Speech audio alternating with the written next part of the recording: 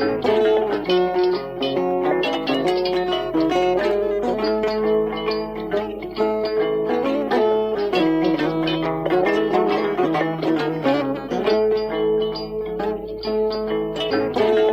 B C D E F G H I J K L M N O P Q R S T U V W X Y Z. Bismillah mon kala to gondon on no dami jamanu anglais. Listen, learn English. How are you? Fine. Okay, I mean, ask me. How are you? How are you? I am fine. I am fine. What is your name? My name is Tulanya. Tulanyang. What is your name? What is your name? My name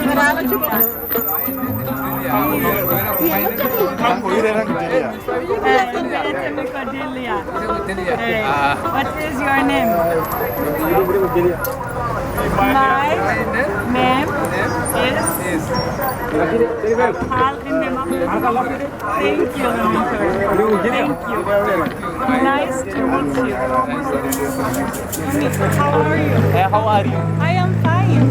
Yes. Fine. Honest thing. Kasi mo fala mo angale. Dama wal dama angale. Gasi Angle, it's finished. Hey, Fat John min jangin ma set. 2 minutes. So mi mam hono biata. Mbiyam ko what is your name? Left hand. What is your name? What is your name? My name is Habib. Habib. Ala an bisa. Sulaiman. My name is Habib. Yeah, my name is Sulaiman. Hey. Johnny namdo min mbite me angle. What's your name? My name is Habib. Yes. Thank you very much. Yeah, thank you. Nice to meet you. Yeah, we honest thing. Nice to meet you. Nice to meet you. Nice to meet you. Nice to meet you. I'm from Daga. Dagana, Senegal? 10 behind 9 behind 9 behind 8 10. 7. Yeah, me junior dum quoi. Yeah, so me wine, my wine. Okay. John, what is your name? What is your name? What is your name? My name is Ahmad Sal. My name is Ahmad Saleh. What is your name? What is your name? My My name name is Ahmad Sal. John Namdamina. What is your name? My name is Mika. Where are you from? I am from Bababe. And you, where are you from? I am from Jing. Yeah, you are from Jinge. Jinge. I am from Jinge. How old are you? I'm 30 years old. And you? I am 71 old. 71. You 71. Where did you go? Lunch today. What did you eat for lunch?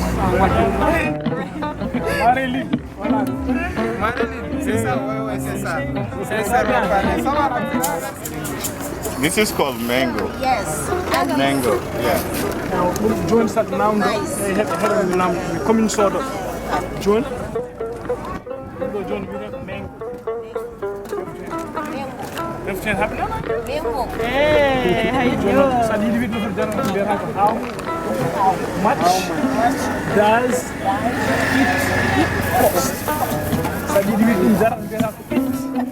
it cost?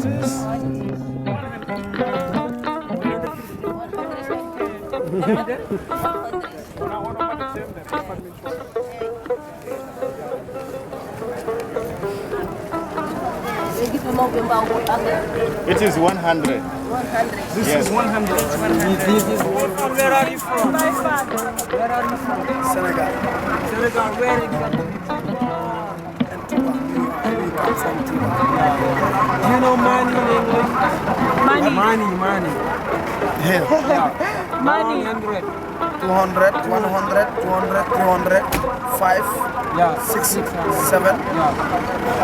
Thank you. What is this in English? Ball. No, in the sun. Ball. Ball. Ball. Yeah. Ball. New by far is the kill. Thank you very much. Okay, thank you. 2, 3, 4, 5, 6, 7, 8, 9, 10. 10 mean واحد. 10, 9, 8, 6, 7, 6, 5, 4, 3, 2, 1. Do you eat What are you selling? the little bit شنو؟ داخل Fabrics. fabrics. English. Fabrics. Fabric. Yeah. Good. Thank you very much. جملة صحيحة تقول I am selling fabrics. fabrics. I am am selling selling fabric. fabric. Thank you very much. وصولك سؤال بالحسن. Money. Money. Money. Do you like money? You like money? بدي خالص. I like money. I like money. بدي خالص. I like money. عرفتي؟ I like money. I like money. I like money. Do you like English? Do you like English? I like money. Yes, you like money. Like English. You like money. أديدي خالص أيد عندي. بدي خالص بدي أقل. I like money. I like English. I like English. Very good. She is a fast. Don't wake me up. Don't wake me up. Orfindi nam nam nam nam nam nam. Orfindi nam nam nam nam nam. Orfindi nam nam.